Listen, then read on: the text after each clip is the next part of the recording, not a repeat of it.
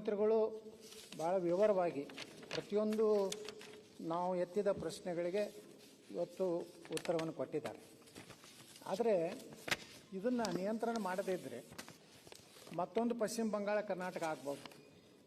ಯಾಕೆ ಬೆಂಗಳೂರಿನಲ್ಲಿಯೂ ಭಾಳಷ್ಟು ನುಸುಳುಕೋರು ಅದಾರ, ಭಾಳಷ್ಟು ಈ ಅಕ್ರಮ ಚಟುವಟಿಕೆಗಳಲ್ಲಿ ಅವರು ಕಾರಣದಾರ ಅನ್ನುವಂಥದ್ದು ಸಾಕಷ್ಟು ಗುಪ್ತಚರ ಇಲಾಖೆಯ ಮಾಹಿತಿ ಇರೋದ್ರಿಂದ ಇವತ್ತು ಸಾಕಷ್ಟು ಮಾಧ್ಯಮಗಳಲ್ಲಿ ಸಹ ಇವತ್ತು ಬಾಂಗ್ಲಾದೇಶಿಯರು ರೋಹಿಂಗ್ಯಾ ಅನ್ನುವಂಥದ್ದು ಭಾಳ ಇಡೀ ಮಾನವೀಯ ಕುಲದಲ್ಲಿ ಭಾಳಷ್ಟು ಕ್ರೂರವಾದಂಥ ಒಂದು ಜನಾಂಗ. ಯಾಕಂದ್ರೆ ಮೈನಾಮಾರದಲ್ಲಿ ಆದಂಥದ್ದು ಘಟನೆ ನೋಡಿಬಿಟ್ರೆ ಯಾವುದಕ್ಕೂ ಹೆಸರಿಸಲಾರದಂಥ ಒಂದು ಏನು ಮಾನ್ಯ ಸಚಿವರು ಹೇಳದಂತೆ ಇದು ಹೆಚ್ಚಾಗಿ ಕಾಫಿ ಪ್ಲಾಂಟರ್ಗಳಲ್ಲಿ ಇಲ್ಲಿ ಅವರು ತಮ್ಮ ನೆಲೆಯನ್ನು ಊರ್ತಾ ಇದ್ದಾರೆ.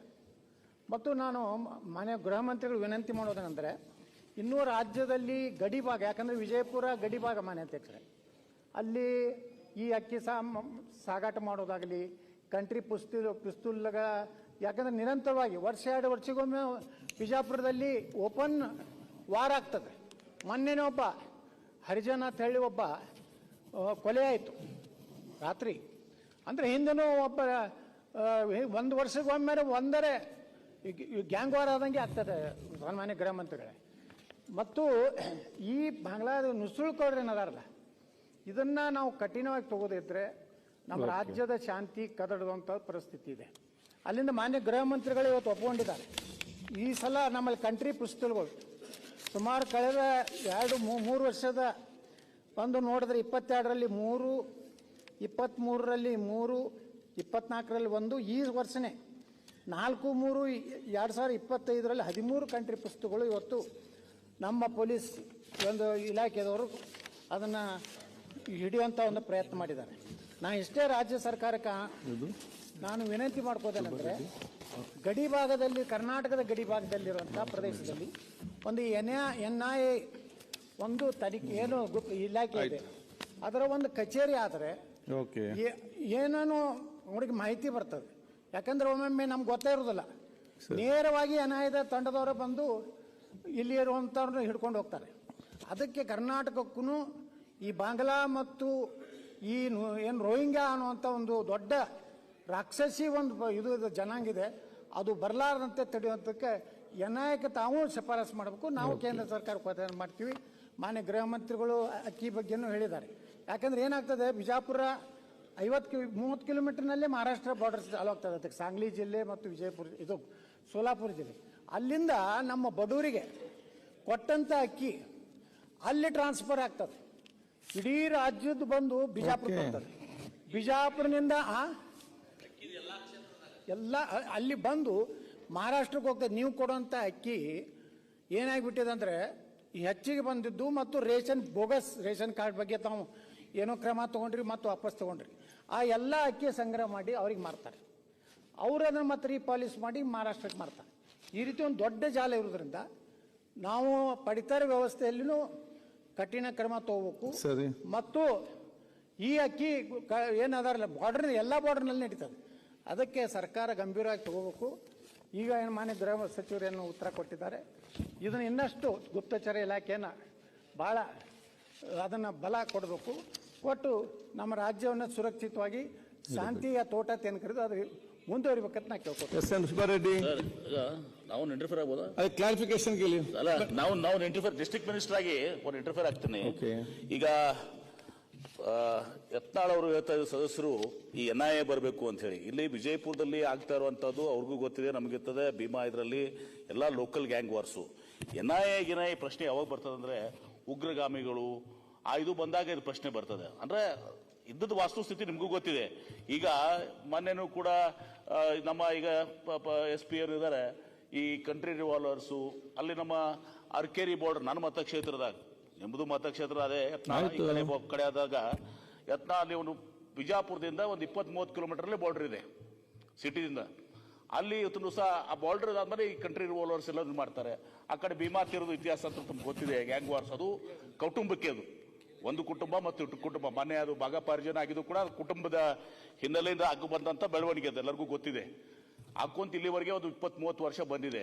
ಹೀಗಾಗಿ ಇಲ್ಲಿ NIA ಇವೆಲ್ಲ ಬರೋದು ಉಗ್ರಗಾಮಿಗಳು ಅಂತ ಇದ್ರ ಸಲುವಾಗಿ ಇಲ್ಲಿ ಲೋಕಲ್ ಅಲ್ಲ ಹೇಳಿದ್ರು ಯಾಕೆ ಅದೇನಿದೆ ಅಂತದ್ದು ಯಾಕೆ ಬಿಜಾಪುರ ಮತ್ತೆ ಸ್ವಚ್ಛ ಮಾಡಿ ಕಾಲಿಂಗ್ ಅಟೆನ್ಷನ್ ಅಲ್ಲ ಬಿಜಾಪುರ ಯಾಕೆ ಅಲ್ಲಲ್ಲ ಅವ್ರು ಕೇಳ್ತಾರೆ ನಾವು ಬೇಡ ಕೇಳ್ಬೇಕು ಬರ್ಲಿ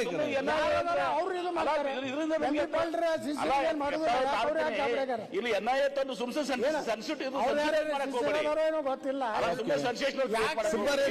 ನಿಮ್ಗೂ ಗೊತ್ತಿದೆ ನನಗೂ ಗೊತ್ತಿದೆ ಕ್ಲಾರಿಫಿಕೇಶನ್ ಕೇಳಿ ಇದನ್ನ ಆಯ್ತು ಮಂತ್ರಿಗೆಲ್ಲ okay I am also answerable ಏನ್ರಿ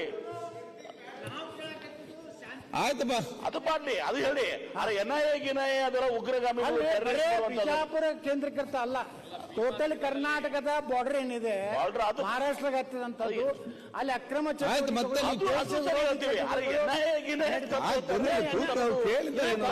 ತಪ್ಪೇನೆ. ಸುಬ್ಬಾರೆಡ್ಡಿ ಅವರೇ, ಸಭಾಧ್ಯಕ್ಷರೇ, ನಿಯಮ 73ರಲ್ಲಿ ಅವರು ಉತ್ತರ ಕೊಟ್ಟಿದ್ದಾರೆ, ಅದು ಕ್ಲಾರಿಫಿಕೇಶನ್ ಕೇಳಿ ಏನಾದ್ರು ಗಮನ ಸೆಳೆದಿದ್ದೆ.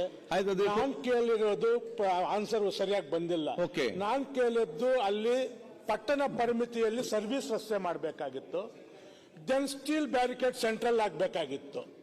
ಯಾವುದು ಮಾಡ್ದಿರಾ ಬರೀ ಒಂದೊಂದು ವರ್ಷಕ್ಕೆ 48 ಸಾವು ಆಗ್ತದೆ, ಹೆಚ್ಚು ಕಮ್ಮಿ ಒಂದು ತಿಂಗಳಿಗೆ 4 ಜನ ಸಾಯ್ತಾ ಇದ್ದಾರೆ. ಓಕೆ, ಎಲ್ಲ ಅಂತ 46 ಜನ 22 ಸತ್ತಿದ್ದಾರೆ, 23ರಲ್ಲಿ 41 ಜನ, ಮೊನ್ನೆ 24 50, ಈ 2 ತಿಂಗಳಲ್ಲಿ 9 ಜನ ಸತ್ತಿದ್ದಾರೆ. ಆಯ್ತು, ಏನಾಗ್ಬೇಕೀಗ? ನಾವು ಕೇಳ್ತಾ ಇರೋದು ಸರ್ವಿಸ್ ರೋಡ್ ಮಾಡಬೇಕಾಗಿತ್ತು, ಇಲ್ಲ ಸೆಂಟ್ರಲ್ ಬ್ಯಾರಿಕೇಡ್ ಆಗ್ಬೇಕು. ಆ ಪಟ್ಟಣ ಪರಿಮಿತಿ ಆ ಕಡೆ ಡಾಬ್ ಆಗ್ಲಿದೆ, ಈ ಕಡೆ ಉತ್ತರ ಕೊಡಿ.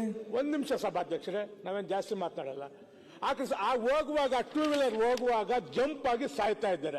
ಇಲ್ಲ ರಸ್ತೆ ನಿರ್ವಹಣೆ ಮಾಡೋಣ ಪರಿಹಾರ ಆದ್ರೂ ಕೊಡಿಸಿ, ಇಲ್ಲ ಅಂದ್ರೆ ಬ್ಯಾರಿಕೇಡ್ ಹಾಕಿ ಆ ಪ್ರಾಣಿಗಳನ್ನು ಉಳಿಸಿ ಅಂತ ಸನ್ಮಾನ್ಯ ಸಭಾಧ್ಯಕ್ಷರು ನಾನು ಮನವಿ ಮಾಡ್ತೀನಿ. ಅಧ್ಯಕ್ಷರೇ, ಈ 463ರಿಂದ 524ರವರೆಗೆ ಈ ರಸ್ತೆ ಅಭಿವೃದ್ಧಿ ಪಡಿಸಿರ್ತಕ್ಕಂಥದ್ದು, ಆಮೇಲೆ ಆಪರೇಷನ್ ಮೇಂಟೆನೆನ್ಸ್ ಏನು ಮಾಡ್ತಾ ಇದ್ದಾರೆ, ಇಲ್ಲಿ ಗುಂಡಿಗಳು ಸರಿಯಾಗಿ ಮುಚ್ಚಿಲ್ಲ, ಹಾಗೆ ಸರಿಯಾಗಿ ಅದರ ದುರಸ್ತಿ ಆಗಿಲ್ಲ ಅನ್ನೋದ್ರ ಬಗ್ಗೆ ವಿಶೇಷವಾದಂಥ ಕಳಕಳಿಯನ್ನು ಮಾನ್ಯ ಸದಸ್ಯರು ವ್ಯಕ್ತ ಮಾಡಿದ್ದಾರೆ. ನಾನು ಮಾನ್ಯ ಲೋಕೋಪಯೋಗಿ ಸಚಿವರ ಪರವಾಗಿ ಇಲ್ಲಿ ಸಂಬಂಧಿತ ಹಿರಿಯ ಅಧಿಕಾರಿ ಇದ್ದಾರೆ ಅಧ್ಯಕ್ಷರೇ, ಅವರಿಗೆ ಸೂಚನೆ ಕೊಡ್ತೀನಿ. ತಕ್ಷಣ ಈ ಆಪರೇಷನ್ ಆ್ಯಂಡ್ ಮೇಂಟೆನೆನ್ಸ್ ಸರಿಯಾಗಿ ಏನಿಲ್ಲ ಅದನ್ನು ಸರಿಪಡಿಸಬೇಕು. ಈ ಮಾರ್ಚ್ 31ರೊಳಗಾಗಿ ಏನು ಅದರ ದುರಸ್ತಿ ಮಾಡಿಸಿ ಅದನ್ನ ಸನ್ಮಾನ್ಯ ಶಾಸಕರಿಗೆ ಆ ಮಾಹಿತಿಯನ್ನು ಒದಗಿಸಬೇಕು. ಓಕೆ ಸಭಾಧ್ಯಕ್ಷ, ಒಂದೇ ಒಂದು ನಿಮಿಷ ಸರ್. ಗುಂಡಿ ಬಿದ್ದಿದ್ದು ಜಾಸ್ತಿ ಸಮಸ್ಯೆ ಆಗ್ತಾ ಇಲ್ಲ, ಸೆಂಟ್ರಲ್ ಸ್ಟೀಲ್ ಬ್ಯಾರಿಕೇಡ್ ಹಾಕಲಿಲ್ಲ ಅಂದ್ರೆ ಆ ಕಡೆ ಇದ್ದಾರೆ, ಅದಕ್ಕೆ ಸೂಚನೆ ನೀಡಿ ಅಂತ ಮತ್ತೊಮ್ಮೆ ಸಭಾಧ್ಯಕ್ಷ ಮನವಿ ಮಾಡ್ತೀವಿ. ಸರಿ, SD ರೇವಣ್ಣರವರು ಇಲ್ಲ, ದೊಡ್ಡನಗೌಡ ಹನುಮಗೌಡ ಪಾಟೀಲ್ ಕ್ಲಾರಿಫಿಕೇಶನ್ ಕೇಳಿ ಉತ್ತರ ಕೊಟ್ಟಿದಾರಲ್ಲ? ಉತ್ತರ ಕೊಟ್ಟಿದ್ದಾರೆ ಸರ್. ಕ್ಲಾರಿಫಿಕೇಶನ್ ಇಲ್ಲಿ ಏನಾಗ್ತಾರೆ, ಲೋಡ್ ಸೆಟ್ಟಿಂಗ್ 7 ತಾಸು ಕೊಡ್ತೀವಿ ನಾವು ಮುಂಜಾನೆ ಮತ್ತು ಸಂಜೆ ಮುಂದೆ ಅಂತ ಹೇಳ್ತಾರೆ. ಬಟ್ ಏನಾಗ್ತಿದೆ, ನಿರಂತರವಾಗಿ ಹಳ್ಳಿಗಾಡಿನ ಪ್ರದೇಶದಲ್ಲಿ 3-4 ಉಪಕೇಂದ್ರಗಳಲ್ಲಿ ಸತತವಾಗಿ ದಿನನಿತ್ಯ ಲೋಡ್ ಸೆಟ್ಟಿಂಗ್ ಮಾಡ್ತಾ ಇದ್ದಾರೆ. ಈಗ 3 ತಾಸು ಕೊಟ್ಟರೆ 7 ತಾಸು ಕಂಟಿನ್ಯೂ ಕೊಡ್ತಾರೆ, ನಾವು ರೈತರೆಲ್ಲ ತಿಳ್ಕೊಂಡಿರ್ತೀವಿ. ಆದರೆ 3 ತಾಸು ಕೊಟ್ಟು ಮತ್ತೆ ಅದನ್ನು ಇದು ಮಾಡಿ ಯಾವಾಗ ಕೊಡ್ತಾರಂತ ಕೂಡ ಗೊತ್ತಿಲ್ಲ. ಈ ರೀತಿ ನಮ್ಮ ಕ್ಷೇತ್ರದಲ್ಲಿ ಹಲವಾರು ಬಾರಿ ಆಗ್ತಾ ಇದೆ. ದಯವಿಟ್ಟು ನೀವು ಕ್ರಮ ವಹಿಸೋಕ್ಕೆ ನಾವು ಇದು ಮಾಡಿದ್ದೀವಿ ಅಂತ ಹೇಳಿದ್ವಿ ಸರ್, ಆ ರೀತಿ ಆಗ್ತಾ ಇಲ್ಲ. ನಿರಂತರವಾಗಿ ಲೋಡ್ ಸೆಟ್ಟಿಂಗ್ ಆಗ್ತಾ ಇದೆ ನನ್ನ ಕ್ಷೇತ್ರದಲ್ಲಿ. ಅದ್ರ ಬಗ್ಗೆ ತಾವು ಕ್ರಮ ಏನು ವಹಿಸ್ತಾರೆ ಅಂತ ಹೇಳ್ಬೇಕು. ಸನ್ಮಾನ್ಯ ಸಭಾಧ್ಯಕ್ಷರೇ, ಈಗ ನಮ್ಮ ರಾಜ್ಯದ ವಿಚಾರದಲ್ಲಿ ಹೇಳೋದಾದ್ರೆ ಎಷ್ಟು ಪವರ್ ಬೇಕು, ಸುಮಾರು ಈಗ ಪೀಕ್ ಡಿಮಾಂಡ್ 18,365 ಮೆಗಾವಾಟ್ ಆಗಿದೆ. ಲಾಸ್ಟ್ ಇಯರು ನಮಗೆ ಪೀಕ್ ಇದು